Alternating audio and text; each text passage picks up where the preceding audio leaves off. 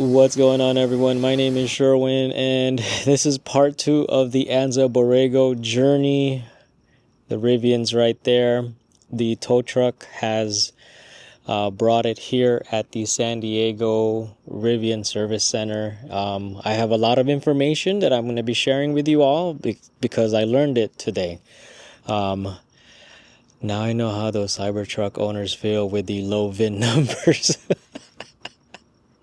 I'm trying to make light of the situation.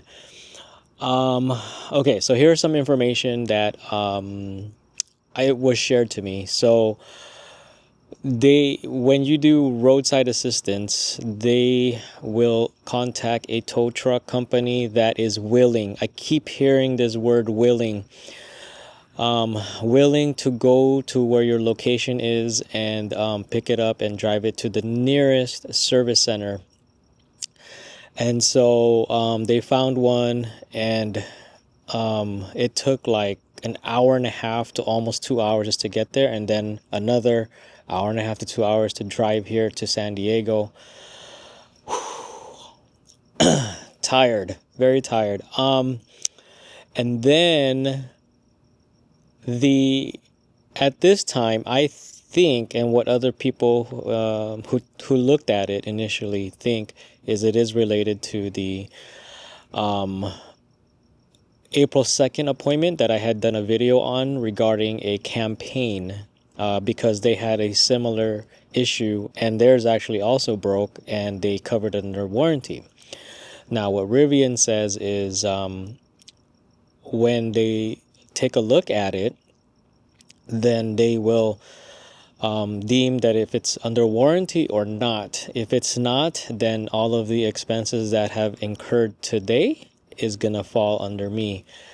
Many have said it should be under warranty, but I just don't want to think ahead of myself until that situation passes. So I'm a bit nervous because that tow is pretty expensive, because we were out in the middle of sort of in the middle of nowhere, because we was in the near the highway, but yeah, it's still like a little over $1,000. So let it be under warranty, please. Okay, so as far as what's been happening, basically the bushing, the bolt, I don't know the name, I forgot, came loose. And as it came loose, when the wheels are spinning when you're driving, it starts to hit the CV boot and it's making that noise. And it's yeah, we tried to do a temporary fix so that I could have driven it home, or at least closer to a more accessible area, but just was not successful. It was pretty worn out. Like I didn't go under there and take a look, but the way they were describing it, from their situation, it was a little bit worse. Mine is a little bit worse. As far as like a rental, Rivian will give me a voucher, or supposed to give me a voucher, but here's the problem. It's Saturday, and by the time we arrive here in San Diego, Enterprise is closed. That is the people that they work with. So some have said, hey, they can get you Enterprise through the airport. That's 24 hours. Well, according to Rivian, the voucher is not valid for airport locations, unfortunately. And it is now 8:56 p.m. The local Enterprise locations here close around 5 to 6 p.m., something like that. So no Enterprise. They did give me Uber credits to get home. Here's the problem. Home is over 100 miles away. It's Saturday night, and I don't think it even matters the time, but it would be very difficult to get an Uber ride that distance, because no one wants to drive that far, and then now they have to try to get fares on the way back to make it worth it for them. So yeah, that's not gonna work, even though I have the Uber credits. So I'm gonna get picked up by my niece and her husband. She's been on a couple of videos on this channel, Isla and Arnold. They have the black Model 3, but they're not bringing the black Model 3 because I caught them off guard. It's low on charge, so they're bringing a different car. So they're gonna pick me up. Abby cannot drive from our home to San Diego. It's just a bit too far, but they live halfway between San Diego and our home. So I asked them if they can pick me up and take me to their house, and then Abby will pick me up from there. And then, so on Monday, we'll be hearing from them, hopefully, and hopefully they're going to say, yes, it's under warranty, we'll fix it.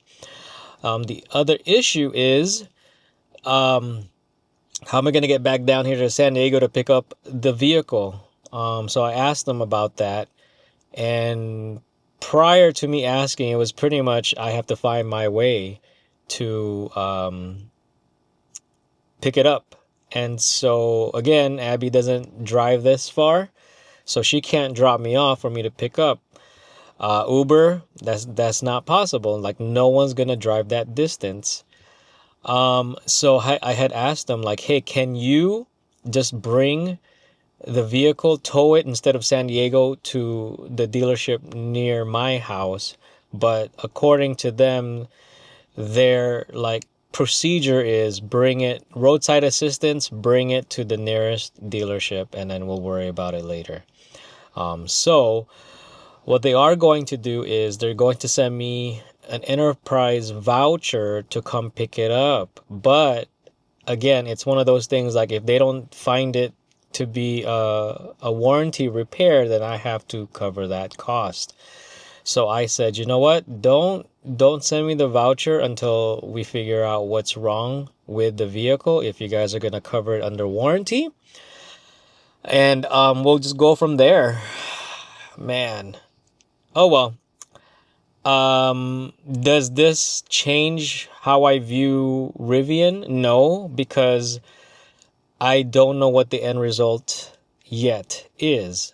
So hopefully they're gonna find it to be warranty related repair. So we'll just see. I mean, this is part 2. Just stay tuned for the part 3 of the video, and we'll all find out. But as of right now, I'm just waiting for the ride, and as I'm waiting, I'm recording this part of the journey, the Anza-Borrego adventure journey. But you know what, though? It was a fun trip. Shout out to San Diego Rivian Club, Chatty, and the members out there. Thank you for your hospitality. It was great to meet you guys and hang out, spend the day. There was other people from the San Gabriel Valley Rivian Club that also showed up, so good to see them as well. But yeah, it was a lot of fun, and I hope you guys enjoyed part 1 of this adventure video. If you haven't checked it out, please check it out, and stay tuned for part 3, and hopefully the conclusion, and hopefully with better news. All right, we deposited the key in the box. We're gonna do a final walk around, make sure there's no damage or anything, or make note of it. I mean, there isn't any since the last time I went to service, so should be okay. But I want to do it for my records. It's kind of difficult at night to do this, but just gonna do it anyway. No damage to the glass and the headlight, nothing of that nature. All right.